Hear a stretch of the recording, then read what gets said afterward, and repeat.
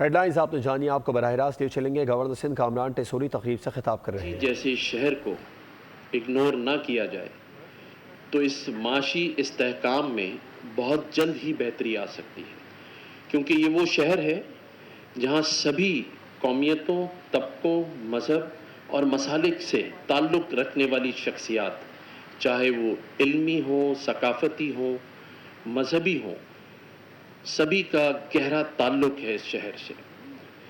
میں سمجھتا ہوں کہ اگر اس شہر کو اس ملک کی ترقی کے لیے شامل کر لیا جائے، جیسا کہ خالد مقبول بھائی نے اب سوچا ہے کہ 12 سے زائد یونیورسٹیز کا قیام جلد ہی کراچی میں انشاءاللہ تعالی ہوگا، اور بہت سارے ایسے پروجیکٹ جو کراچی کے لیے ہوں۔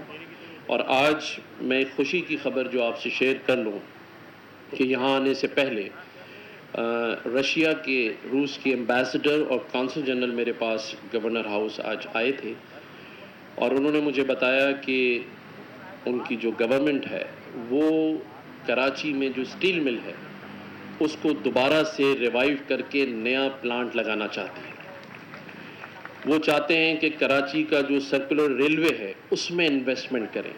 رشیا اس میں ہمارا تعاون کرنے کے لیے تیار ہے۔ اسی طرح بہت سارے ایسے پروجیکٹ جس کے اندر واقعی اس شہر کو ضرورت ہے۔ گورنر سندھ کامران ٹیسوری کراچی میں تقریب سے خطاب کر رہے ہیں۔ سبسکرائب کریں اور بیل دبائیں تاکہ کوئی خبر رہ نہ جائے۔